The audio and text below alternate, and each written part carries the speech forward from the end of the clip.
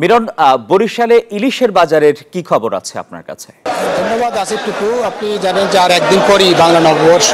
নববর্ষের সঙ্গে ইলিশের একটা মেলবন্ধন রয়েছে। বাংলা নববর্ষ বা পয়লা বৈশাখ প্রভাতে সবারই চায় যে ইলিশ নিয়ে পান্তা ইলিশ উপভোগ করবার জন্য। কিন্তু আমরা এই মুহূর্তে যে বরিশালের সবচেয়ে বড় পাইকারি মোকাম, যেখানে প্রত্যেক বছর এই সময় লাখ লাখ টাকার ইলিশ বিক্রি হয়, কিন্তু আজকে এই মোকামে ইলিশের সেই রকম আমদানি আমরা লক্ষ্য করছি না। ক্রেতা বিক্রেতাদের নানান রকম মন্তব্য আমরা শুনেছি। বিক্রেতারা বলছেন যে ইলিশ যে পরিমাণ গত বছর যে পরিমাণ ইলিশ ছিল তার 1/3 ইলিশ কিন্তু এবছর বাজারে আসেনি, ফলে সবার পাতে যে ইলিশ জুটবে এমনটা বলা যাচ্ছে না। এবং কেউ কেউ বলছেন যে ইলিশের গায়ে জ্বর উঠেছে, অর্থাৎ থার্মোমিটার দিয়ে মাপলেও এই জ্বর কমবে না, এরকম মন্তব্য আমরা শুনেছি। অর্থাৎ যে ইলিশের আকার ভেদে, অর্থাৎ 1 কেজি ওজনের যদি ইলিশ কেউ কিনতে যায় তাহলে 3000 থেকে 3200 টাকা গুনতে হচ্ছে। তবে ছোট সাইজ ছোট আকারের যে মাছ সেগুলোর দাম অপেক্ষাকৃত কম, তাও 1500, 1600 বা 1800 টাকা দিয়ে কিনতে হচ্ছে।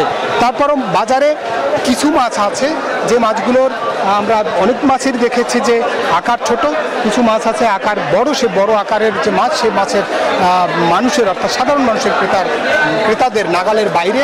ক্রেতারা বলছেন যে এই মৌসুমে ইলিশ দিয়ে পান্তা ইলিশ খাওয়ার যে প্রবণতা বা রেওয়াজ, সেটি এবার অনেক ক্ষেত্রেই ম্লান হয়ে যাবে।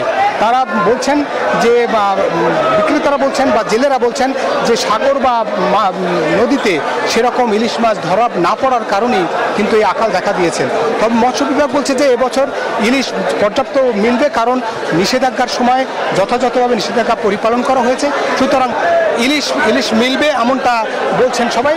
তারপরও পয়লা বৈশাখ এবং ইলিশ এ নিয়েই সবার প্রত্যাশা যে সবার পাতে জুটবে ইলিশ।